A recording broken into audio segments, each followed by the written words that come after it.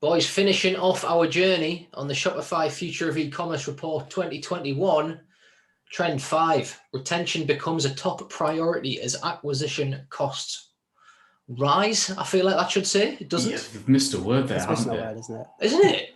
I've only just noticed that. Joe, Rob, I'm going to come to you first. After I've read out this top key takeaway from the report, customer acquisition costs are increasing worldwide across channels, with rates on Facebook especially rebounding to pre-pandemic highs. What's this trend on about, mate? What's going on? Well, obviously, everything gets more expensive all the time. Let's get that kind of said and out loud straight away. Rule 1. Yeah.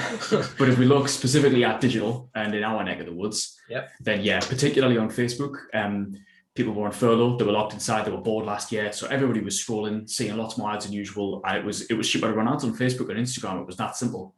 And what's happening as life starts to go back to normal is people are scrolling less, they're browsing less. So things are getting more expensive again and your cost per acquisition is going with it.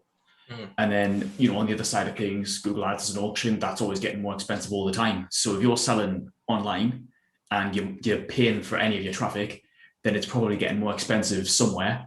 And at the end of the day, if you are wanting to maintain the same ROAS, and you want to make the same return on every pound you spend, but that pound is getting you less customers, then you've got to make more of every person or it's not going to happen. And yeah, presumably, Shopify have identified retention as one way of doing that. I'd be inclined to agree with them. Yeah, let's break this down for the purpose of getting some really good social media bites out of it, right? All right. Why does traffic get more expensive over time?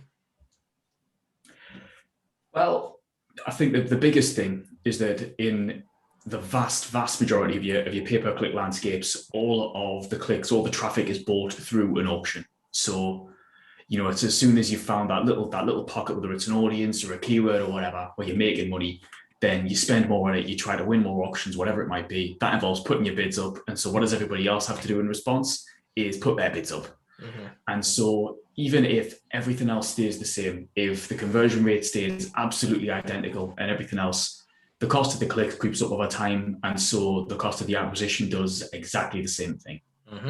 Yeah. So, and with the nature of the world being the fact that it's never been easier to start a business, more and more people are entering those auctions where people stumble upon those valuable keywords or CPMs on Facebook or whatever else it might be that's auction based online. That's why we can expect the costs to rise. But because there isn't an infinite pot of money and it doesn't grow on trees and X, Y, and Z, when you get a customer in or acquire a customer via an auction, it's important that you really look after that customer in particularly, isn't it? When it says about retention, it's can you get not just that first purchase off the customer. Jeff, I'll come to you. How does the brand get purchases 2, 3, and 4 off that same customer? Yeah, that's the holy grail, isn't it? And I guess it's good to know that we're on trend because we seem to be saying this every single week on this podcast. Yeah, we do.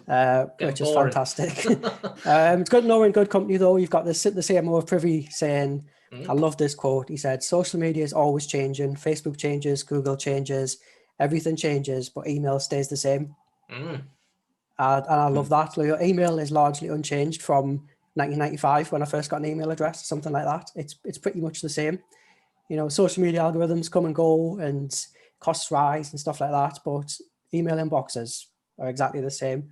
So, we sound the drum about trying to get an customer's email inbox and, form that relationship with them.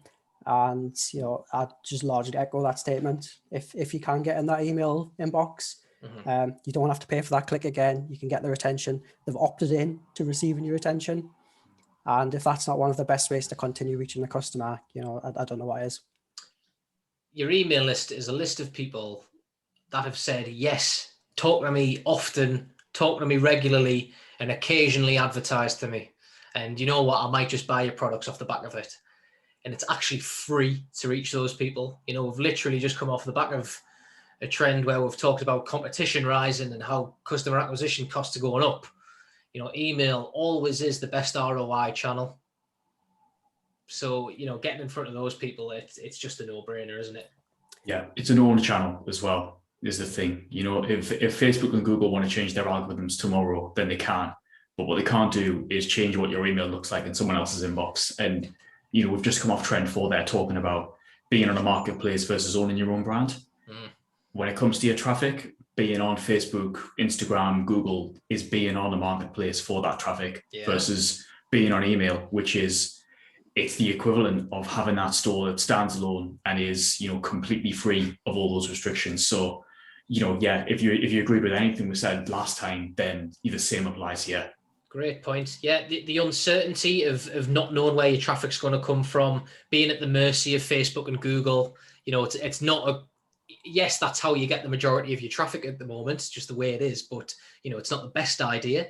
You'd rather be getting 100% direct traffic, really, in theory. It mentions Facebook and iOS 14. Which one of you knows the most about that, do you reckon? I'll leave it to Joe. He's schooled us on this one. Yeah, fair enough. I'll give him my best go. Obviously, Google's my forte, and this is all about Facebook. So I'll keep it light, and I'll say things that I know are definitely true. And yeah, I guess the bottom line is that advertising in terms of tracking and so on online has always been based around cookies. And as privacy gets more and more, you know, prominent in the minds of audiences, of consumers, it's the first thing that's kind of come under fire, especially because you've got all that, everybody asks for permissions to track this, that, and the other now. It's the largest contention a lot of people have.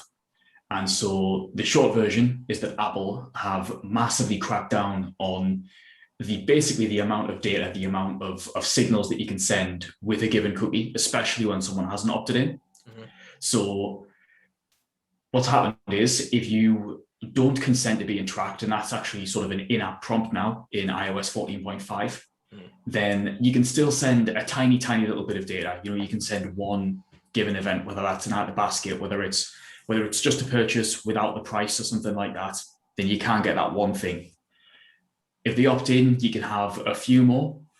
But what it means is, if you're someone that's been tracking your out of baskets and you scroll depth and you start on checkouts and end in checkouts, and you've got this, you know, this enormous system that has been massively impacted by the fact that a lot of that data is not going to be available to you anymore. And it's specifically meant so that people are being less tracked and that they can feel like their privacy is being better protected. But what it does mean for you, the store owner, you, the advertiser, is that your job is about to get quite a lot harder if you're leaning on a lot of those automations, which frankly, the vast majority of us are these days. Yeah, so long story short, the acquisition of customers is going to get a bit harder, isn't it? Definitely, yeah. I think... Go on. Yeah, no, I think that in one line, Guy, you've summed it up. It is going to get more difficult.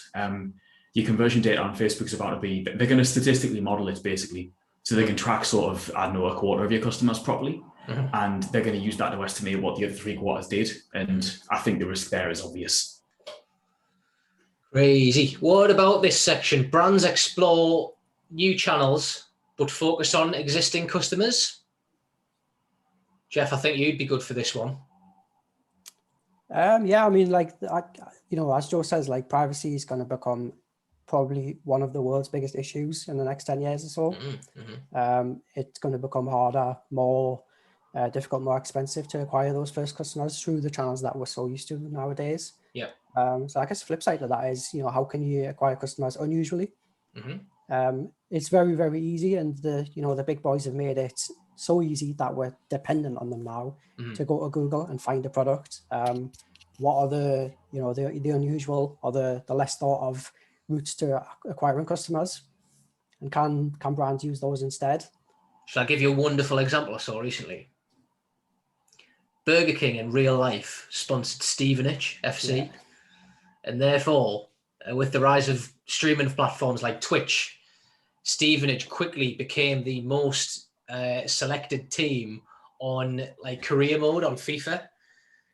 So like, obviously there's thousands of people watching guys play FIFA through the internet, and they're all using Stevenage, and on Stevenage's kit on FIFA online is the big Burger King logo, making you want a Burger King. And I thought that was a touch of genius. That's exploring a brand new channel. But obviously, like, you know, everyone's tried a Burger King at some point in their life, so they've not had to do the focus on your existing customers bit, but that's a beautiful example of exploring a new channel, if you ask me.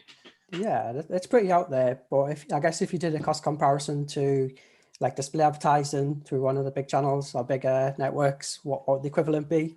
And I bet you that sponsorship didn't cost them that much. So there'll be someone sitting there rubbing their hands at the kind of the pretend ROI that they've got from off the back of that. The PR off the back of it as well, like, because that impressed so many marketers, and because marketers like to pat themselves on the back, to put it in a politically correct way.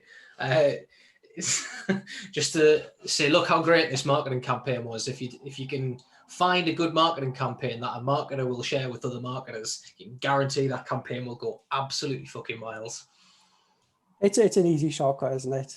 I think something I pulled out of the report, which is a less thought of customer acquisition tool, would be to rely on existing customers and brand advocates. So, your top 5% of customers who just love your brand, like unapologetically, if they're vocal enough about your brand, they can become a sales tool in themselves. Of course. And, we talk about influencers and stuff like that on the podcast. Not necessarily that, but when you've got that customer who spends with you week in, week out, loves the service, loves the product, love everything that you do, how can you get those guys to either A, help steer your business, or B, just go out there and actually acquire new customers? So I think they mentioned things like a customer advisory board, which I really like. Even if all that does is help steer new product development, or do you think us going on TikTok is a good idea? If you feed that to your top customers, they'll give you a fantastic answer.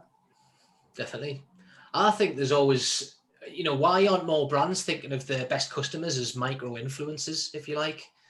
If you can encourage your best customer and they love your product and they absolutely, they know that they think you're brilliant. Don't know if I said that the right way around, but there's no reason why, if I was asked by some of my favorite brands, I'd do a post on my LinkedIn or my Twitter or wherever else. And, my mates might see it and they might think, what's Guy shouting about? He just doesn't usually do this.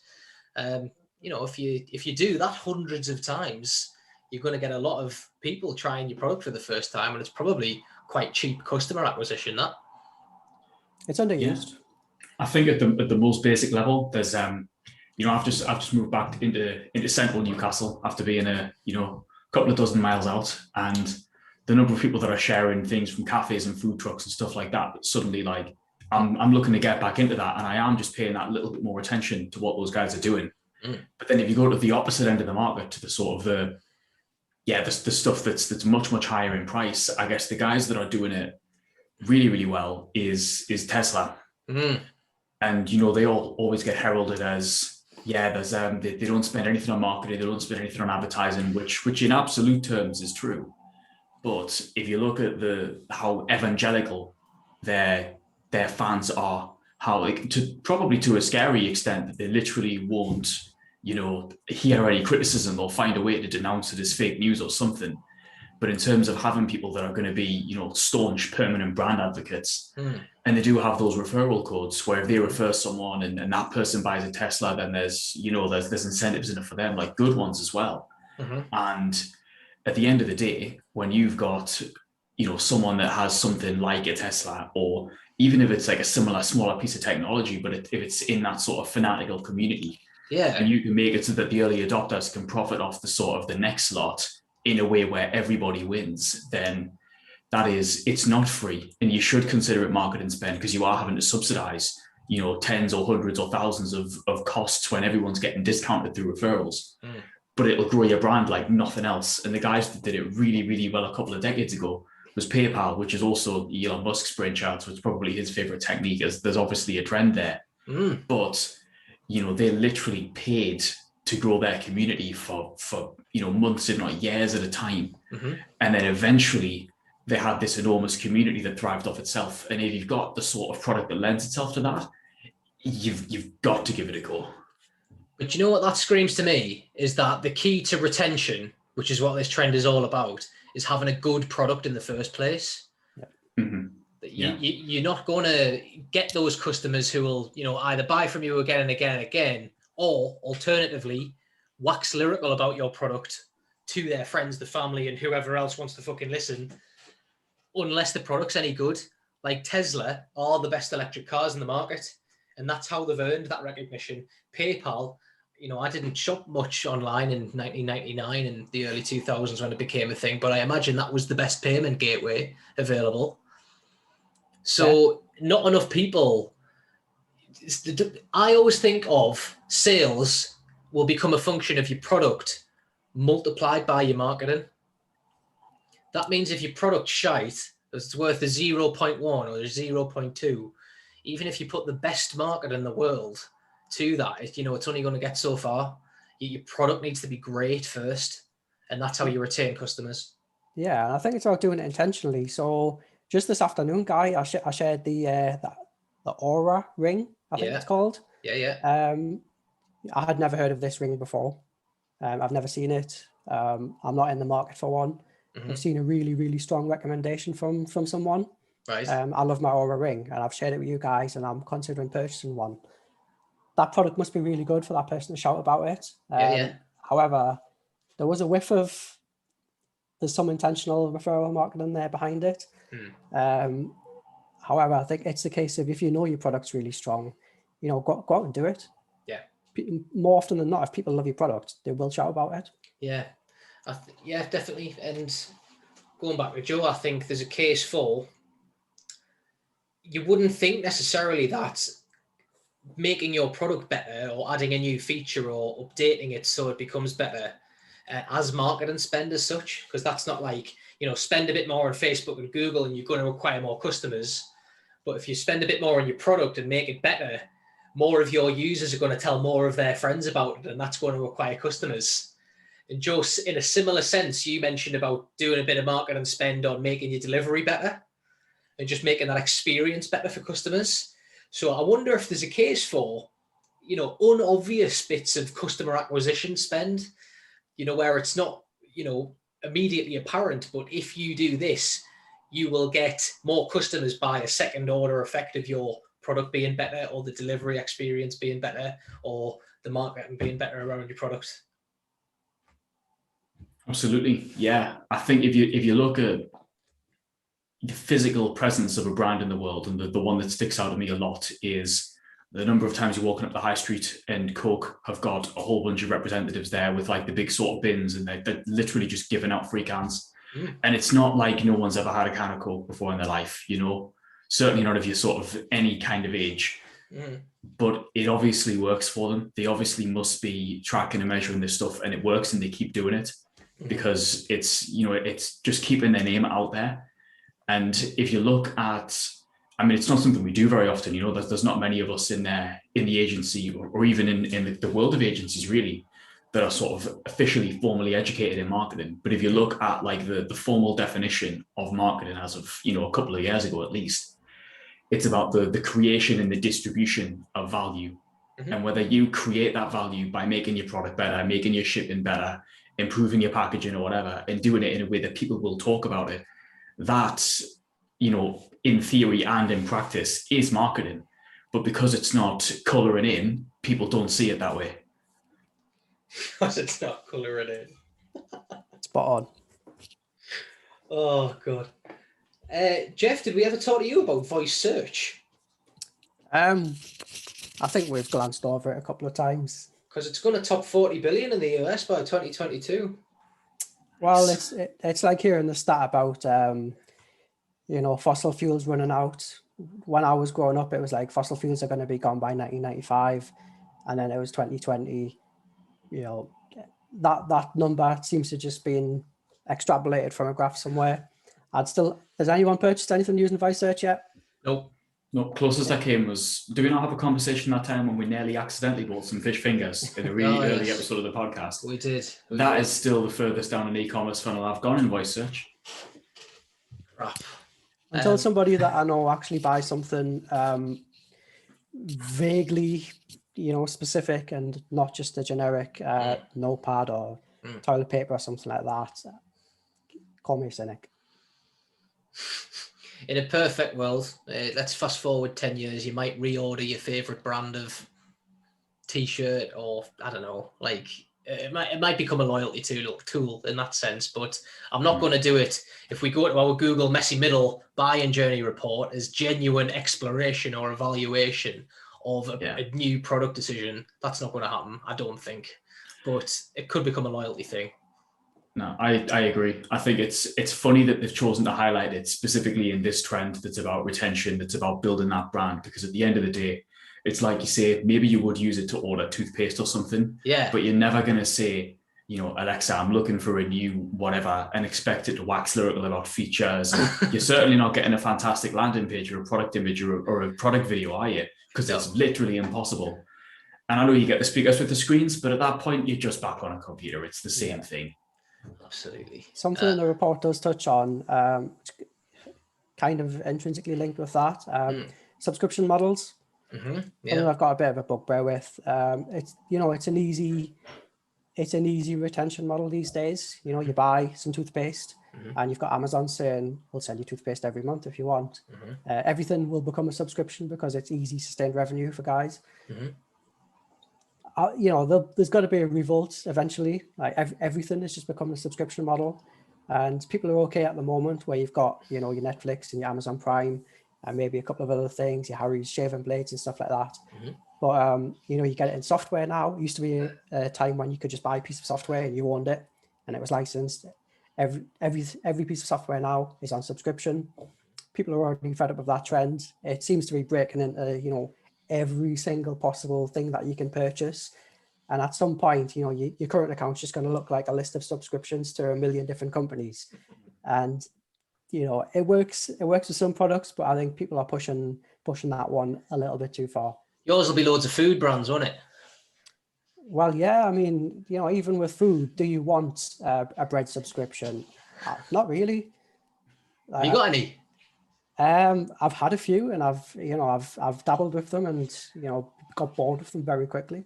Right. Okay. So like as much as you're a foodie, you didn't buy into the kind of that model because it didn't add to you as a customer, or your human experience even just got quite tedious quite quickly.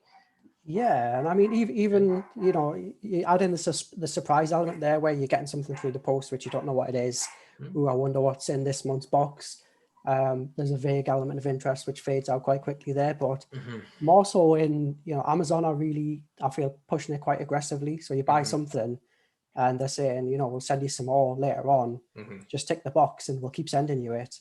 And the price changes all the time and you've got no idea, but it's recurring revenue for Amazon. Yeah. Subscription models are great in some instances, and some people have really nailed it, like Harry's with the shaving blades. Yeah. Where you're going to need some more at a specific time. Yeah. But I think there's a lot of brands just saying, for the sake of it. Yeah. Let's make a subscription out of it. Okay. Well, the only thing I wanted to mention actually is a last thing, and it's kind of the soft version of a subscription, let's call it, but where it's got, it's page 60.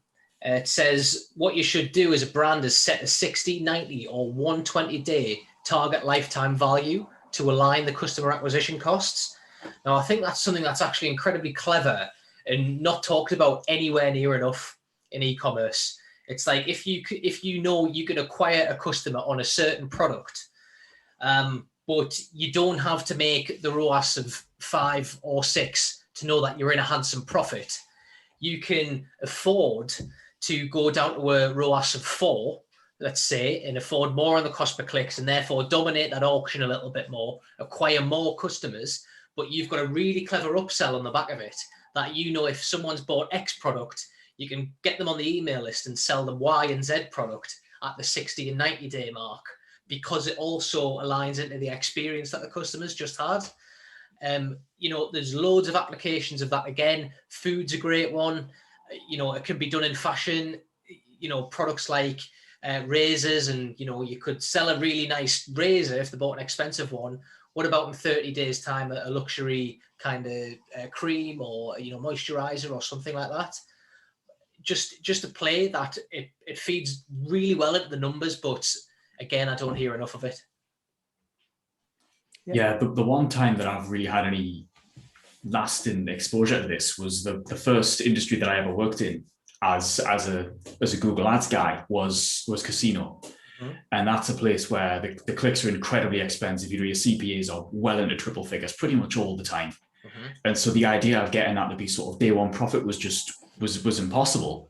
And we did look at whether it was 90 or 180 days or whatever. We would look at over time, how does this begin to pay itself back? And at the end of the day, there are many, many other industries that should be doing it. And realistically, they're not.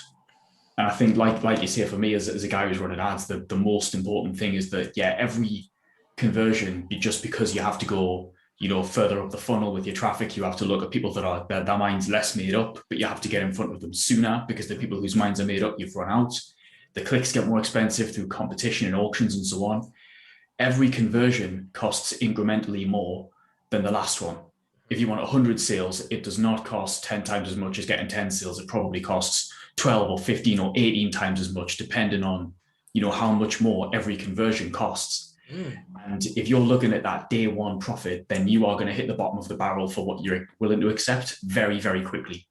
And so if you can make 4 times the money over someone, because you're looking at what happens over 120 days, then the amount of activity that you can back that up with. And again, that can be your shipping costs or whatever. It does not have to be your cost per click, but if that means you can throw that much more money into delighting that customer and making sure that they come back to you, then that's got to be a useful thing. And still, people are too focused on, is it, if I make the sale on the Monday, is it paid back by the Friday? And if it's not, then the whole thing was a disaster and a failure.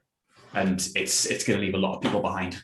Should people care a little bit less about their data then, Joe, and what the ROAS says on the Facebook or the Google account, and just look at their balance sheet at the end of the quarter or the end of the year instead?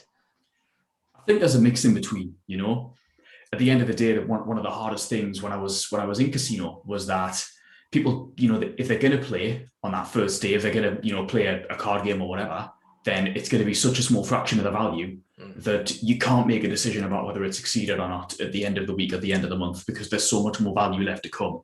And you have to be able to use that first bit to know, right, if someone does things a certain way, then right, this is what's going to happen, and you can try to identify what is going to turn into a high value customer. And you still need to use your like the data within your marketing platforms to do that. But there needs to be that sense of, you need to be growing your entire business and looking across channels. And more important than that, what is that given cohort, all the customers that we acquire for a given client in March 2021, how much money have we made from them by July? The first 4 or 5 months. And then in April, we do the same thing, looking up to the same period. And if we can make that whole thing grow, that's the ideal. Fascinating. Jeff, what data do you look at with retention in mind? We've touched on privacy, and I think it probably will become increasingly difficult to measure like customer lifetime value. So with retention, pretty much as Joe said, there's this never-ending striving for growth, and quite often with businesses, it's about revenue targets or new customer targets that are being plucked out of arses. Well, this is my bugbear with it. It's spend as much as you possibly can at a ROAS of 4, and then the pressure comes when suddenly you want to spend a few more grand one month, but the ROAS is suddenly dipping. And that becomes like hell. And it's like, that cannot happen. You need to get the ROAS above a 4 again. But hang on, let's take a step back. Let's look at the bigger picture. What are the customers like that are coming in at this ROAS? Can we get more out of the customers that are coming in at a later date and not just look at the acquisition of them? It needs to be much bigger picture for me. Yeah, I'm amazed that this is trend number 5 in the Shopify report, 5 of 5. Maybe it should have been number 1. Should have been trend 1, absolutely. Totally agree. I think looking within Shopify, you talk about privacy. If you're trying to do it within Google Analytics or Facebook or whatever, track this lifetime value, it's going to get progressively harder. But the one thing that is consistently going to be there is going to be that email address, realistically, where you can tie everything together. And if someone checks out as a guest every time, they've still got to provide that email address so that you can reach them about, give them a confirmation and an invoice. But if you can get someone to actually, make an account and you can start to accrue that little bit of data and again, use it in your email marketing. That's a very different thing. And again, the way that you're going to get someone to actually make that account and opt into email marketing and let you start building up that database on them so that you can continue to extract value from them by literally just giving them more things that they want, in a way that's not exploitative of them, then that has to come from having a good product. And yeah, realistically, it's all of the stuff is very clever, but if your product's crap, none of it's going to be available to you. Let's summarize then, chaps. Good product, make more from your existing customers, email marketing, vital. Anything else? I think look at the bigger picture.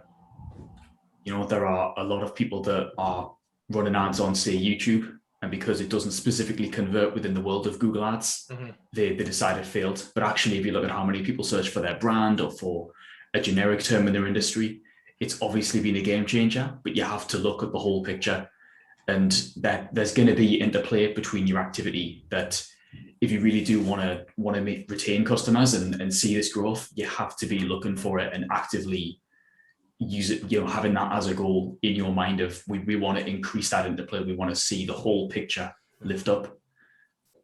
Yeah, nice. Be very wary of diversity of customer acquisition.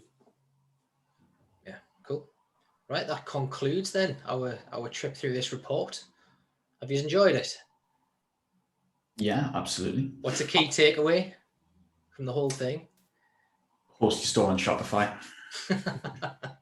Yeah, I mean, like if we want to be kissing Shopify, I would just say that as a small business owner, just have a skim of the report. It's got some really, really, really great stuff in there. That's, it has got the detail to back it up, but a lot of it is very digestible. We've tried to pick over it. There's some great quotes in there, and if it just gets you to think a little bit, happy days. Yeah. And if you think about it and think you need to do it for your business and then start and find it difficult and can't be asked, that's when you're called, be found, be chosen. Right. Absolutely. And we'll leave it there. Cheers, lads.